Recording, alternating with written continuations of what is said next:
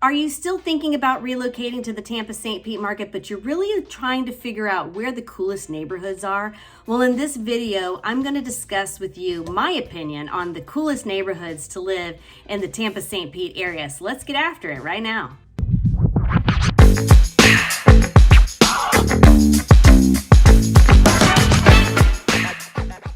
Hey future Floridians, I'm Emily. I'm a licensed real estate agent here in the state of Florida, and I live in the Tampa St. Pete area.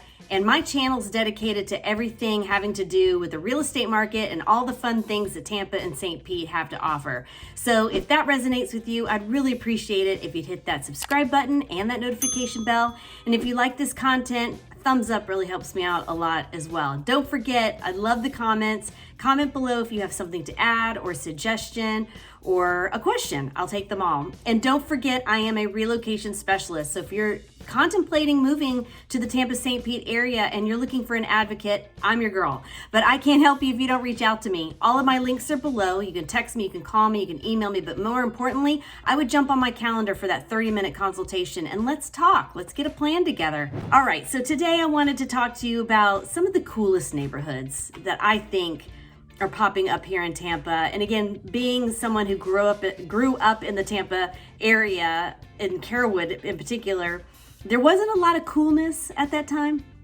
I mean, we're talking about the 80s, so I'm aging myself. But since I've been back, Tampa has really boomed and blossomed, and there's so much to enjoy about Tampa. But again, what neighborhoods can give you that same feeling? And if you're also a young professional and you're just trying to make your way in the world and you're trying to figure out this adult thing, there are some really amazing neighborhoods that I think could help you on that journey. So I'm going to start with Seminole Heights. So Seminole Heights is sort of in the central part of Tampa. It's just north of the airport, and it's just a really small little area. And it has been around for many decades. I think back in the 20s was when it started to be developed. And there's some really cute craftsman style bungalow homes. But right up and down North Florida Avenue, you could just basically bar and restaurant hop up and down that strip. There are some amazing restaurants, amazing breweries. I say amazing a lot because it's true. Very true. When I'm looking for fun, it's something to do, me and my friends, we go to Seminole Heights. If we want a really good brew hop, we'll go to Seminole Heights. Rooster and Till, some of the best food. The Sea House, some great food, some great happy hours.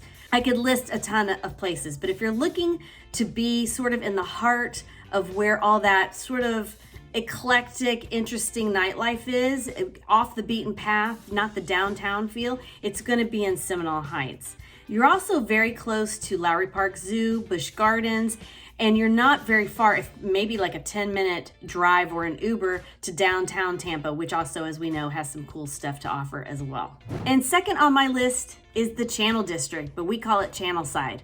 Channel District just started to get developed over the past couple of years. Vinnick came and dumped a lot of money in that area and started to build a lot of the high rises and the live, work, play sort of environment there, along with the green space that overlooks the channel, which is part of the bay.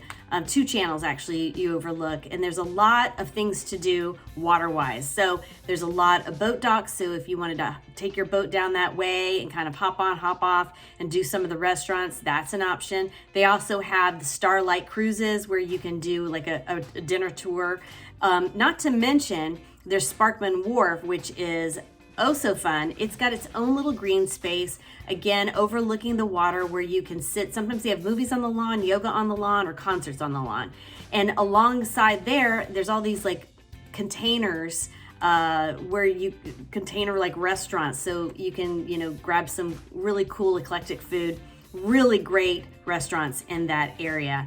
So if you like sort of like the downtown life, but you still want a little bit of the water life and that cool hip stuff, because there's also like, I think they do food trucks on Tuesdays or Thursdays. It's like the first Thursdays, something like that. That's your vibe, then I definitely think you need to check out the Channel District area.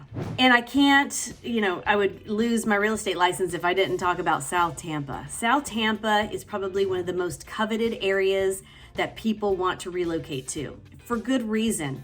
First off, some of the most beautiful homes, a lot of them are on the water. There's Bayshore Boulevard, which runs basically north and south of that little peninsula of South Tampa. And you can ride your bike, you can walk, jog. I've done many a turkey trot along Bayshore because it's beautiful views. Not to mention, it's got the nightlife. So if you're looking for some nightlife, and again, close by, hopping from bar to bar, restaurant to restaurant, down on South Howard Avenue, you've got that in South Tampa. Not to mention, it's also an eclectic mix of old South Tampa people, young professionals, and the young families, with all the yoga studios and all the juice bars and all the healthy bowl kind of restaurants like So Fresh and that sort of thing. You have a lot of options for restaurants, nightlife, and shopping, as well as great schools down in South Tampa. It's a very densely populated area of Tampa, and like I said, it's on everybody's list. Getting property in that area is very hard, especially getting something under $800,000. Just keep that in mind. They do have condos and apartments, but again, you're going to pay a pretty penny.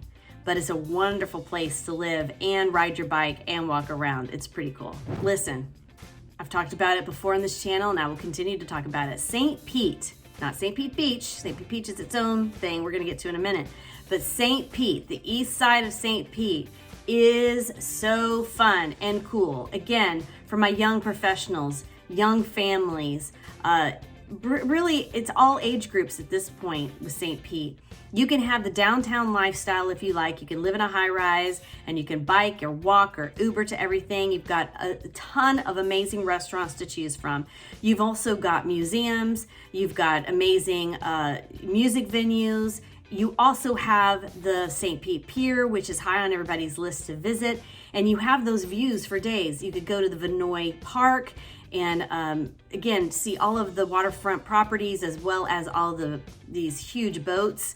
So it gives you a little city life, a little water life, a little fun activity life, a little nightlife. So again, when we're looking for fun things to do, St. Pete is always on our list. Sometimes we go to St. Pete just to go have dinner, and then we walk around, and there's usually some band playing outside somewhere. It's super cool, lots of fun. And again, if you're looking for property in that area, it's gonna run all over the map. You can live a little bit further away from downtown and still be affordable, or you can live right in the heart of downtown and pay that pretty penny. But again, it's what's worth it to you. Hey, if you wanna live in the cool hot spot, I think St. Pete is where it's at. And last but not least, the beaches. If you're like me, I'm dreaming of moving to the beach at some point.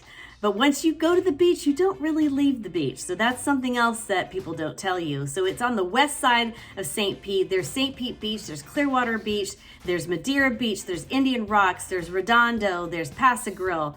There's so many little beaches and so many little communities over there. Me personally, when I was really little, like 3, we lived on Bel Air Beach. And Bel Air Beach is just south of Clearwater Beach and just south of Sand Key. Sand Key Beach is one of my favorite beaches as well.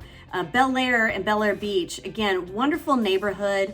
Again, great shopping. I can't speak to the nightlife at the beaches. I'm sure it's fun. I know all of the fun beach bars have usually somebody playing a guitar, so I'm sure there's some entertainment, but it's not gonna be the same kind of nightlife as you're gonna get in downtown Tampa or even on Channel Side.